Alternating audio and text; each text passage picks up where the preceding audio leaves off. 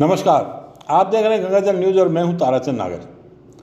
गंगाजल न्यूज़ के दर्शकों के एक बड़े वर्ग की मांग रहती है कि खेत खलिहान, बीज, मंडी भाव आदि की भी जानकारी नियमित रूप से दी जाए, अर्थात किसानों की बात भी की जाए और उनसे संबंधित जानकारी भी उपलब्ध करवाई जाए, जिससे उन्हें फसल उत्पादन में सहयोग मिल सके और सही जानकारी मिल सके। दर्शकों की मांग को देखते हुए हम एक नियमित साप्ताहिक कार्यक्रम शुरू कर रहे हैं, आओ खेत चलें नाम से यह कार्यक्रम प्रत्येक रविवार को दिखाया जाएगा। इसमें खेत से जुड़ी जानकारियाँ दिखाई जाएंगी, कृषि विशेषज्ञों की बातचीत, खेत, मंडी और उससे जुड़े तमाम मुद्दों पर हम बात करने का प्रयास करेंगे। आज प्रथम एपिसोड में हमने कृषि विज्ञान केंद्र के अध्यक्ष वरिष्ठ वैज्ञानिक डॉक्टर सेवाराम कुमावत से बात की। उन्होंने वर्तमान समय में बुआई, बिजाई और फसलों को नुकसान से बचाने के तौर तरीके बताए हैं, जो किसानों के लिए बहुत लाभदायक सिद्ध होंगे। उम्मीद है किसान भाइयों के लिए आओ खेत चले कार्यक्रम लाभदायक सिद्ध होगा। धन्यवाद। तो आइए आपको मिलवाते हैं डॉक्टर सेवाराम कुमावत से। सर, अब रबी की बुआई का समय आ रहा है, तो आप क्या किसानों को क्या सलाह देना चाहेंगे कि किस फसल के लिए क्या तैयारी करें, कैसे करें, कुछ बताएं। सभी किसान भाइयों को राम राम। आप बिल्कुल सही बोल रहे हैं कि अभी रबी की फसलों का बुआई का बिल्कुल समय चल रहा है। इस समय किसान भाई मतलब अक्टूबर के महीने में कुछ किसानों ने सरसों की बुआई कर ली होगी, कुछ एक कर रहे हैं, और चने की बुआई भी अभी चल रही है। क्योंकि चने और सरसों के अंदर थोड़ा तापमान मतलब लगभग 32-35 डिग्री रहता है, तब आराम से कर सकते हैं। और अब आने वाला जो नवंबर का महीना है, इसके अंदर अपन जीरा, इसबगोल, धनिया, सौंफ और इनकी बुआई कर सकते हैं। क्योंकि इस समय थोड़ा सा तापमान 30 डिग्री या 30 डिग्री से थोड़ा नीचे आ जाता है और रात का तापमान 20 डिग्री या 20 डिग्री के आसपास या नीचे आ जाता है।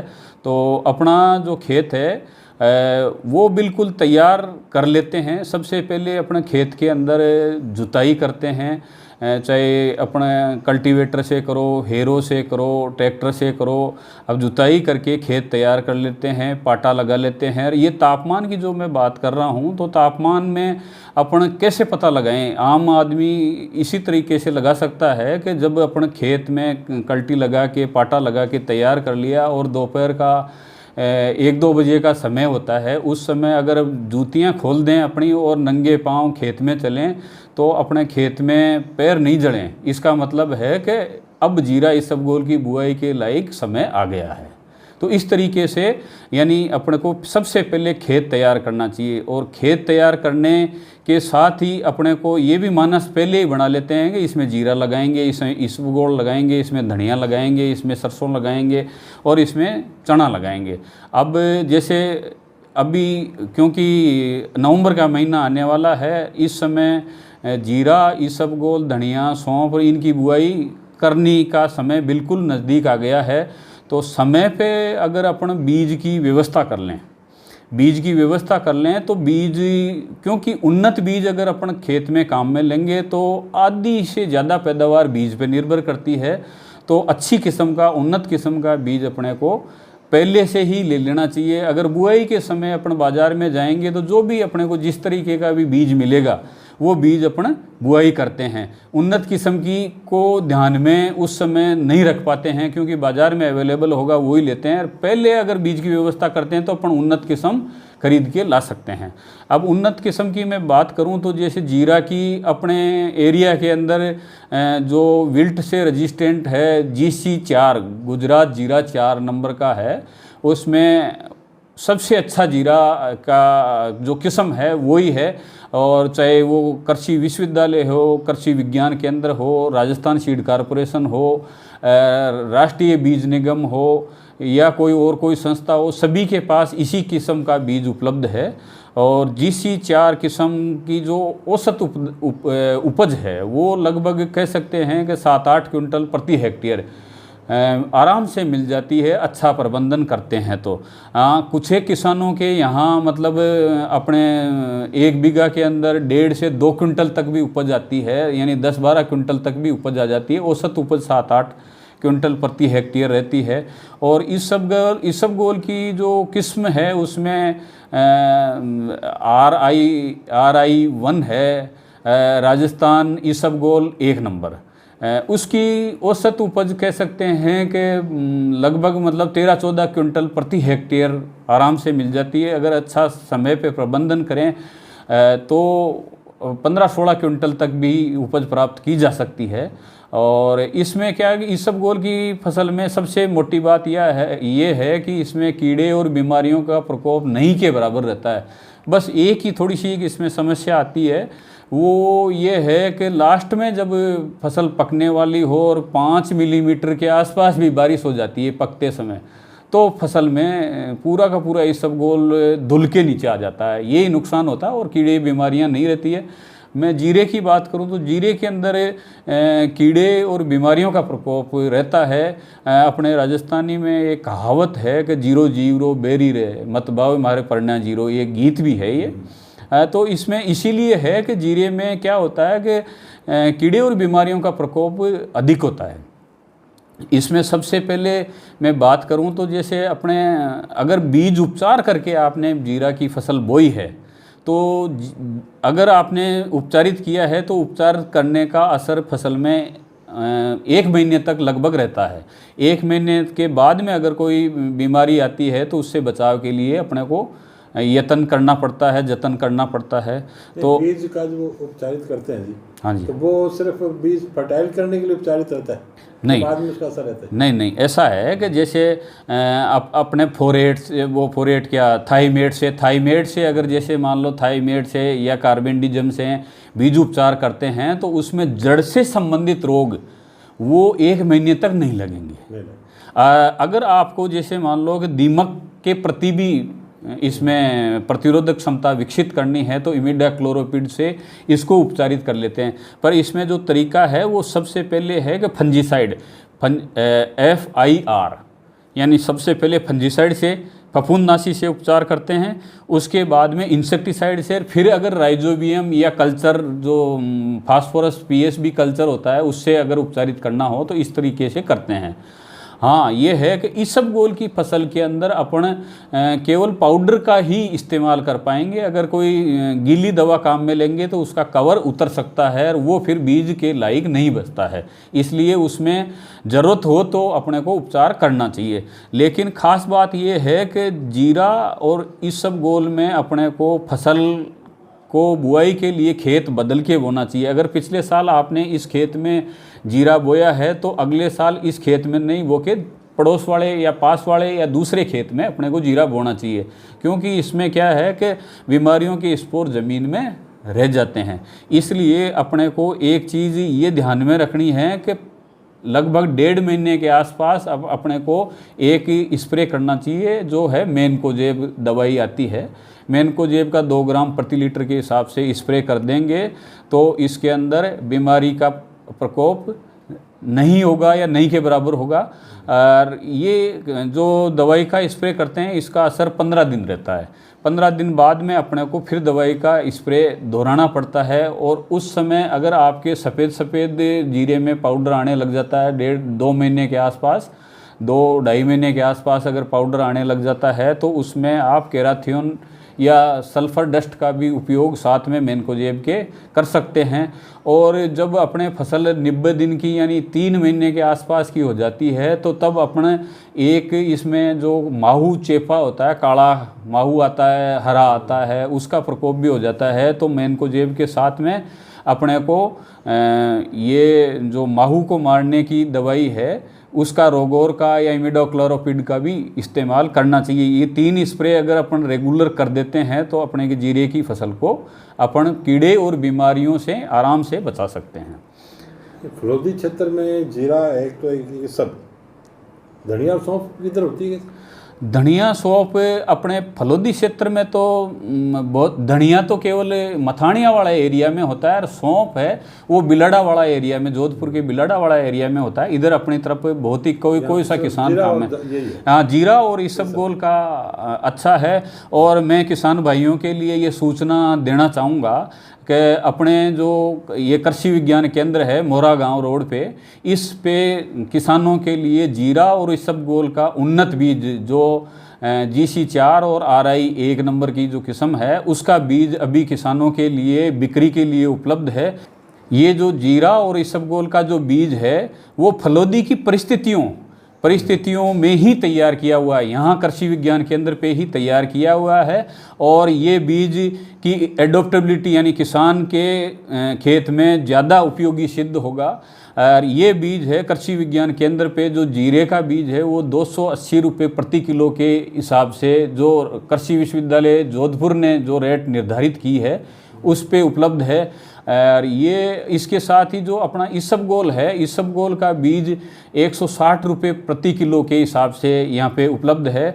ये बीज किसानों को पहले आओ पहले पाओ के आधार पे है। किसान जितना बीज लेना चाहें उतना हम कोशिश कर रहे हैं कि ज़्यादा से ज़्यादा किसानों को उपलब्ध कराया जाए। और किसान इस बीज को अपने खेत पे लगाएंगे तो इनकी उपज ज़रूर बढ़ोतरी होगी, क्योंकि उन्नत बीज का उत्पादन में आधा रोल रहता है, आधा रोल प्रबंधन का रहता है। यानी आप समय पे बुआई करो, समय पे बिजाई करो, समय पे इसका उपचार करो, समय पे पानी दो, समय पे इसमें इंसेक्टिसाइड और पेस्टिसाइड का स्प्रे करें। और जैसे एक मुख्य बीमारी जीरे में आती है वो झुलसा रोग, जिसको अंग्रेजी में ब्लाइट बोलते हैं। जब अपने खेत में लगभग यूँ मान लो कि 1.5 महीने 2 महीने की फसल हो जाती है, आकाश में बद्दल हो जाते हैं, तो उस समय क्या होता है कि बद्दल होते ही झुलसा रोग लगने की पूरी संभावनाएं बन जाती है। और अपने को इसके लक्षण देते हैं चौथे दिन में जाके दिखाई देते हैं। अगर 4 दिन के अंदर अंदर अपन ने इसका उपचार कर दिया, जो मैनकोजेब आप लोगों को दवाई बताई जा रही है, ये दवाई का स्प्रे कर दिया तो अपने झुलसा रोग से फसल को बचा सकते हैं।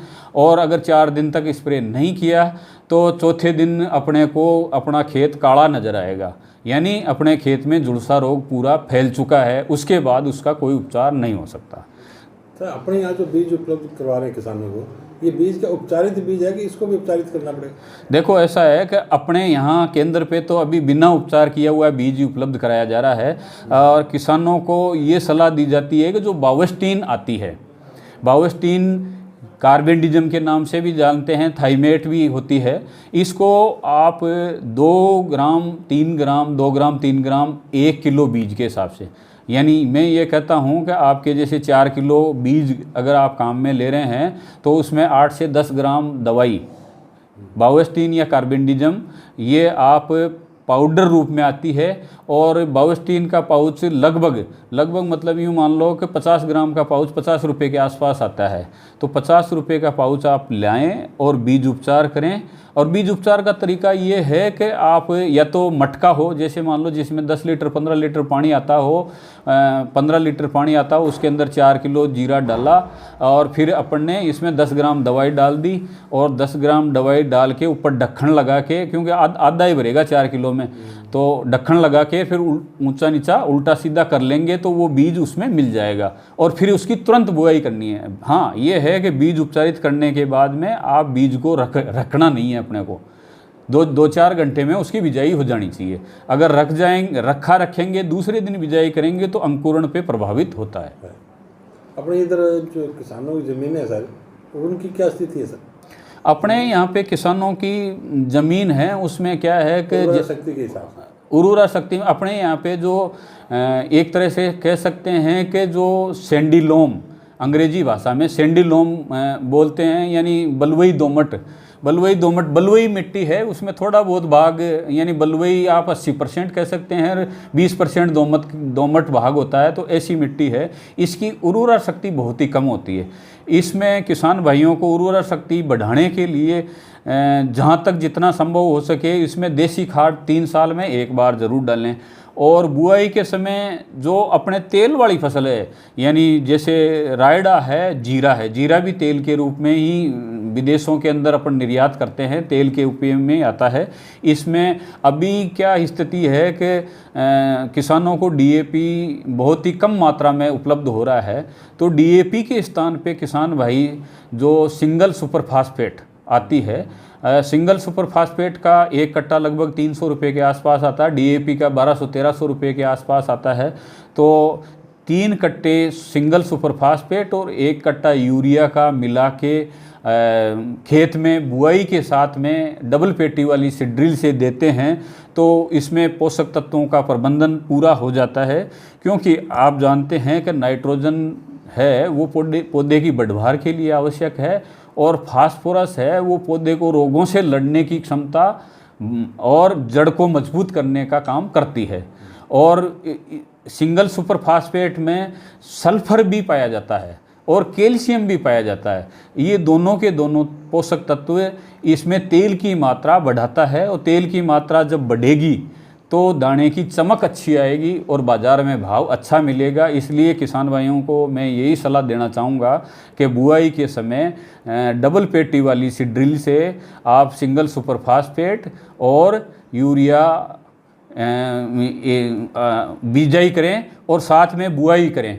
यानी ये कह सकते हैं कि जो बीज है और जो खाद है, यानी आपका जो खाद है वो 2 अंगुल नीचे गिरेगा और उसके ऊपर उसी हड़ से दूसरे पाइप से बीज ऊपर गिरेगा और इससे उसकी पैदावार पूरी अच्छी होगी। क्योंकि उगते ही बीज खाद के पास चला जाएगा और खाद पौधे को उपलब्ध हो जाएगा, एक भी दाना बेकार नहीं जाएगा।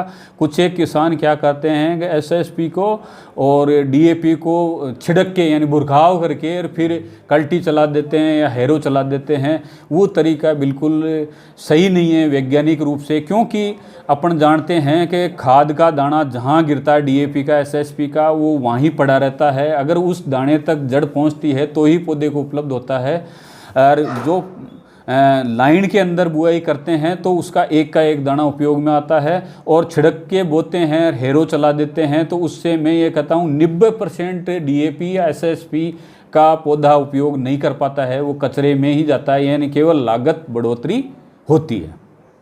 मतलब एक तो जमीन अच्छी तैयार करे किसान, हाँ जी, बीज उपचारित करे, हाँ जी, फिर अच्छी फसल अच्छी समय पे बुआई करें। यानी अगर किसान भाई मैं ये कह रहा हूँ कि 15 इसके नवंबर के बाद में बुआई करते हैं, जितना लेट होते जाएंगे उतनी ही उपज में कमी आती जाएगी। 15 नवंबर तक हो जाए, 15 नवंबर तक सही समय अपना 15 नवंबर तक है जीरा इसबगोल की बुआई का। और सरसों और ये अपने चना की बुआई अक्टूबर इसी महीने में अभी 31 अक्टूबर तक हो जानी चाहिए। तापमान सही चल रहा है, जितना लेट करेंगे उतने ही उसमें उपज में कमी आएगी। और मैं एक बात फिर वापस दोहराना चाहूँगा कि किसान भाइयों को उन्नत बीज काम में लेना चाहिए और उन्नत बीज कृषि विज्ञान केंद्र पे उपलब्ध हैं। जीरा का GC 4 किस्म का 280 रुपये प्रति किलो और इसबगोल का RI 160 रुपये प्रति किलो पहले आओ पहले पाओ के आधार पे उपलब्ध हैं। और कार्यालय दिवस में आप आके बीज प्राप्त कर सकते हैं, ले सकते हैं और बिना बिल के एक भी दाना आपको उपलब्ध नहीं कराया जाएगा। बिल्कुल उन्नत बीज है यहाँ पे उपलब्ध है।